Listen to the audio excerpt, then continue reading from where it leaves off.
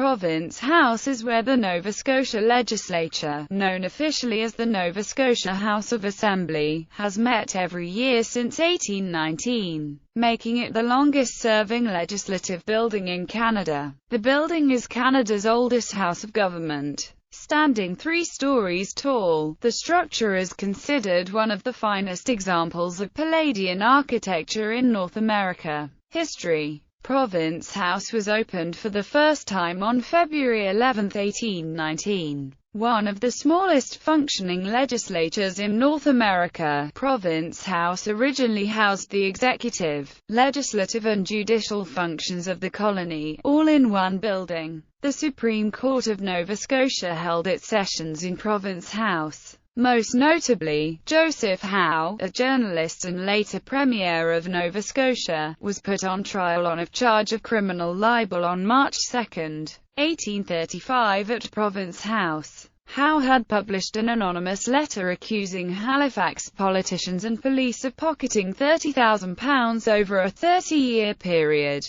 and outraged civic politicians had subsequently seen to it that Howe was charged with seditious libel. The presiding judge called for Howe's conviction, but Howe's passionate speech in his own defense swayed the jury and the jurors acquitted him in what is considered a landmark case in the struggle for a free press in Canada. On January 20, 1842, English author Charles Dickens attended the opening of the Nova Scotia Legislature. During 1848, Province House was the site for the first form of responsible government in the British Empire outside the United Kingdom. The building is located in downtown Halifax on a block bordered by Hollis, Granville, George and Prince Streets. Led by the efforts of Joseph Howe, the Anti-Confederation Party won a resounding majority in the first election held after Nova Scotia joined the Confederation of Canada on 1 July, 1867. Province House was designated a National Historic Site of Canada in 1996.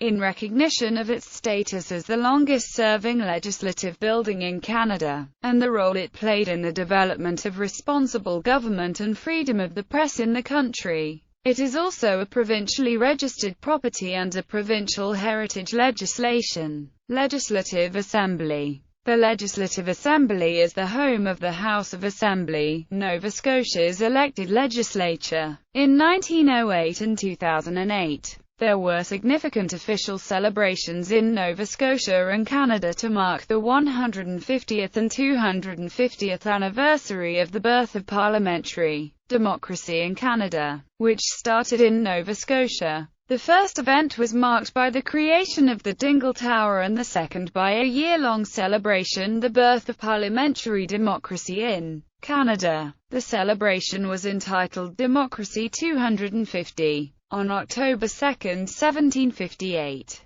the Nova Scotia House of Assembly met for the first time in a modest wooden building at the corner of Argyle and Buckingham Streets in Halifax. It was an assembly of 22 men, who came together to deliberate as a parliament on questions affecting the colony. With voting limited to Protestant, free land-holding males, it was a modest beginning, and their influence with the British-appointed governor was questionable. It was the first elected assembly of its kind in what eventually became Canada. On 31 January 1837, Simon d'Entremont and Frederick A. Robichaud became the first Acadians elected to the House of Assembly. In 1893, Edith Archibald and others made the first official attempt to have a suffrage bill for women property holders passed in Nova Scotia, which was passed by the legislature, but quashed by Attorney General James Wilberforce Longley. On April 26, 1918, as a result of the Local Council of Women of Halifax, the Assembly passed the Nova Scotia Franchise Act, which gave women the right to vote in Nova Scotia's provincial elections, the first province to do so in Atlantic Canada. Almost 43 years later, on 1 February 1961, Gladys Porter is the first woman elected to the House of Assembly. In 1993, Wayne Adams is elected the first black member of the Nova Scotia Provincial Legislature. The Nova Scotia Legislature was the third in Canada to pass human rights legislation. House of Assembly, Joseph Howe and James William Johnston, both paintings by Henry Sandim. Commander John Holt and Marshall by unknown artist. The Library. The Legislative Library, located on the second floor between the Red Chamber and Legislative Assembly,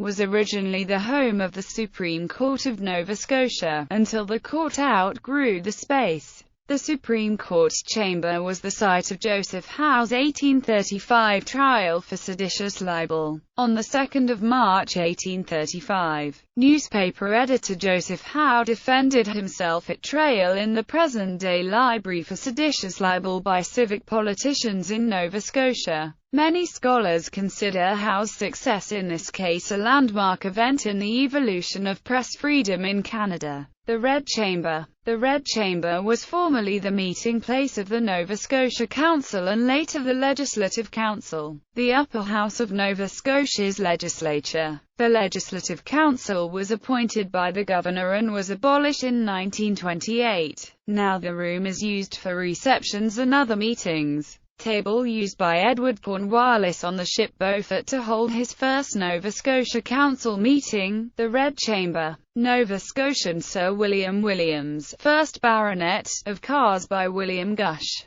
Nova Scotian Sir John Eardley Inglis by William Gush. Grand Chief Jacques-Pierre Pemenuit Paul meets Governor-General of Canada, Marquis of Lorne. Red Chamber, 1879. Courtyard. Province House is flanked with two prominent statues. To the north of Province House is the South African War Memorial by Hamilton McCarthy to the Second Boer War. On one of the panels is a sculpture of the Battle of Whitport, made famous by the death of Nova Scotian Harold Lothrop Borden. To the south of Province House is a statue to the Honourable Joseph Howe, created by famed Quebec sculptor Louis-Philippe Hébert. On the north side of Province House is a cannon from the HMS Shannon, and on the south side is a cannon of the American vessel the Shannon captured in the War of 1812. The US Chesapeake. Joseph Howe by Louis-Philippe Hébert. South African War Memorial by Hamilton McCarthy.